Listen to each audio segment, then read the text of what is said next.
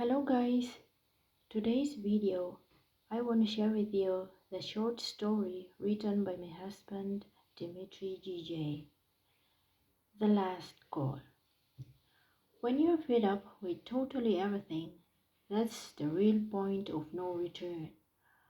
Kyle Gronsky has seen it a lot in Ben's bar, where every Friday night he played poker with his best friend Jeremy Malindi and some random, most of the times, drunk guys. It's a funny thing. Sometimes you can see different players acting absolutely the same way. When one is tired, they don't care about the money anymore. Even the main idea of poker is winning money. They push all in more and more until they lose. After that, them get up with the shiny face and either get out or change the activity. Usually, after that show, you may hear people whispering something like that. Guy is too greedy, he should stay away from gambling, or he wanted too much. Spilling the beans, Kyle used to be one of the whispering guys. He would never understand what the hell after 2 or even 3 successful all-ins, you gotta push more. It's ridiculous. Why don't you relax and play safe and wait for the same game to finish? However, the reason for such action is plain. They get tired. They don't want to play anymore, but they must, and the only way to escape is to lose and get out. Can you believe at this point they no longer care about the money? They care about own boredom.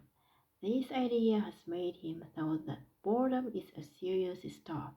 You shouldn't mess with it. Well, Kyle got his idea after he had put himself into a stupid situation. One morning he woke up and realized that everything sucks. Like really everything. His 9 to 5 was pointless. Wife was angry daily. Mother-in-law thought that Kyle was a total loser.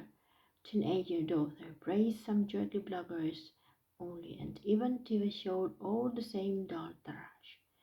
Kyle wasn't that much smart, neither brave nor successful, just an average beer belly man in his 40s, until the moment he decided to go to prison. It happened on a hot summer Thursday. About 5 p.m., New York was melting under the pressure of itself. Traffic, burning sun, hot dogs with hot coffee on a hot day. Kyle was thinking that the heat is in some way stronger than New York itself. It can melt the city. Winter can't harm the Big Apple. When it's snowy, the city immediately covers in Christmas spirit. Everybody is busy with Christmas, shopping, decorations around you, and tall Christmas trees fit in the landscape of the tallest city in the world. But when it's hot, everybody slows down. But New York doesn't like to be slow. Everything must be rapid in this city. Kyle dropped by Benny's bar after his blood-sucking work to leave a beer. His friend Jeremy Malandi was also there. When Kyle entered the bar, Jeremy was discussing something with his buddies. When he saw Kyle, he asked them to wait with his hand and rapidly went to him. That was kinda unusual thing for Malindi. He wasn't fat, but he was slower than one-legged turtle in everything he did. However, that Thursday, he appeared in front of Kyle like from a teleport. Listen up, Kyle. I got a $1 million idea. Literally 1 million. His eyes were glancing in the darkness of the old bar. Take a seat. We're going to discuss something. Kyle was surprised but not excited. Melinda wasn't drunk, so what the hell happened with that snail-like man? That was something unusual. Listen up. Do you remember Paul who works in the bank? He asked Paul. Paul from Jersey. No, not that one. Huge Paul. His excitement was growing with every word. No idea who the hell is Huge Paul. In case I have no idea who Tiny Paul is as well, Kyle said. Never mind, listen up. 2 basement CCTVs are down. You get me? He even started shaking off excitement. What? What are you talking about? Listen, Kyle. Paul is working in the bank, right? Kyle shrugged. 2 CCTVs are down in the bank building. Now listen attentively and remember that we hadn't had that talk. Cameras are down. You feel it? This is brilliant. Chance, take our piece of cake out of the place. You get me, dude? Kyle started choking with the beer. What the hell was what are you talking about? A bank robbery? You must be nuts. Are you insane? What you gonna do? Asked Kyle. Melinda moved his lips right sweaty Kyle's ear. We're gonna rob that place, whispered Jeremy. Well, we ain't alone. Paul is on dirty work. We just take and go. Come on, we gotta discuss details. No, no, no. You two are fools. I'm not gonna risk my life doing so. I have a wife, a teenage daughter, but Kyle didn't finish his phrase. Jeremy finished it for him. A teenage daughter, beloved work, and a golden fish you adore. The story of the old man, Jeremy Mack, his old friend. Kyle was used to thinking that Jeremy is a bit strange. If everybody told him that Jeremy spent some time in a mental house, Kyle wouldn't be surprised even for a second. However, this idea was too much, even for Jeremy. Luckily, Melindy wasn't a persuasive type of man, so he teleported back to Paul, showing with signs that Kyle and him hadn't had this talk.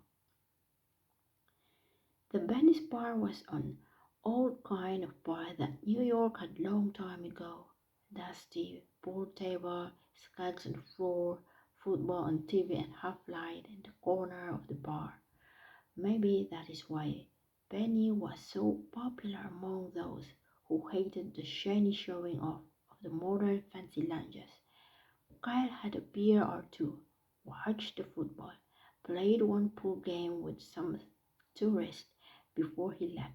Jeremy had come to him and whispered, "The show is on Saturday at 2 a.m. See me at my bed at midnight. Don't take any electronic devices with you." At home, the situation was the same. Daughter was not home. Wife was moody. The boss called and gave an extra task. Today was absolutely the same with yesterday. This situation has been repeating itself year after year. The same night, Kyle called Jeremy and said he was in. Kyle wasn't a silly man. Well, at least that's what he thought. He understood that the Saturday night is gonna be the last night of his still sleepy existence. Friday night was gonna be the last night at home. Soon after Saturday, he will be in prison. On Saturday at 11 p.m., the teenage daughter was listening to the music outside of the house. Kyle's wife wasn't angry though, but she wasn't sweet with him or with anybody else. She has lost her sweetness long ago. He looked at the dusty main room he was living in. Probably it was the last glance. He shortly imagined the court process but let that thought go quickly. He closed the door and went outside. Jeremy, Kyle, and other men went outside inside the dark bank. Paul was in the car, but he had provided all the keys and passwords to the guys. Kyle didn't remember all the action clearly. He only remembered the moment as he was getting in the car with a mask on and a bag of green cash. That night, he brought home around $30,000. Family was sleeping. They haven't noticed how he came in. They probably haven't noticed that he was even absent. 2 months have passed quickly. It was a general bank robbery, so the media decided not to make too much noise of it. Jeremy was on trial and Kyle was having his usual lifestyle. Police couldn't catch him. Maybe because he was the most average person of all average people. Maybe because he had hurt his right hand a day before the robbery and used only left and hand later on. And police was looking for a left-hander. Maybe because they were too lazy to investigate deeper. After all, neither police nor bank was interested in this investigation. It's a problem of the insurance company only. Anyway, Kyle was free. You may think that Kyle has changed his lifestyle, divorced, found a new job, or used the $30K to go to South America, married a hot Latin girl, and live like a king in his own house. You're wrong. After the successful bank robbery, Kyle was suffering from a moody wife, difficult teenage daughter, and blood-sucking dog job. His cash was kept inside the bags in his house. This green $30,000 hasn't changed his life at all. On a rainy autumn day, Kyle decided to drink a beer or two in Benny's. When he was a bit tipsy, the short man sat beside him. "Oh, buddy, how's life?" the familiar voice asked. It was Paul. "How's new life?" Kyle asked Paul. "Awesome, as usual awesome," said Kyle. "Look at my baby," said Paul. Kyle looked in the window. There was a brand new, shiny black Cadillac. "Look, partner, we've done a good job. I feel bad about Jeremy, but man, somebody has to be unlucky. And we are those who are lucky," said Paul, and winked. Kyle was quietly drinking his beer. "Look, I am a wise man. I use I want to stress it, our success for good. I found some nice fellas, and I mean business. Are you in?" asked Paul in a playful voice. Kyle didn't need a minute to think. "Of course I am. I need details." Paul and Kyle have committed 2 more successful bank robberies. All this time, Kyle had a small full backpack under his bed. The life has actually become better. The daughter was dating a young successful son of Wall Street, and as the result, his wife blew. One day, deep at night, somebody knocked the door. Wife woke her husband up. "Kyle, get up. There are 2 police officers who want to see you. Isn't it strange, Kyle?" Kyle went up to the policeman.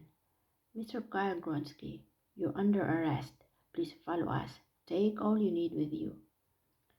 "I've got everything long ago," said Kyle and showed officers a backpack that he had taken from under his bed. In the police station, the main investigator, Henry Alomai, asked Kyle, "You have the right to make a phone call, sir." "I do, indeed, but don't wanna. I'm going to prison finally," said Kyle. "Finally? Don't you know the prison is far from five-star hotel?" questioned Detective Alomai. "Yeah, I do, of course I do." Approximately 3 months later, while throwing away all the garbage that Kyle collected, as his wife said, she found around $80K. Books like the Bible or the Quran have a clear list of sins and actions that people must never do. The constitution of any country has a list of forbidden things. There are a lot of lists. Businesses, universities, companies, and even families have lists of what people can and what people cannot do. Isn't it weird that none of the list includes boredom in it?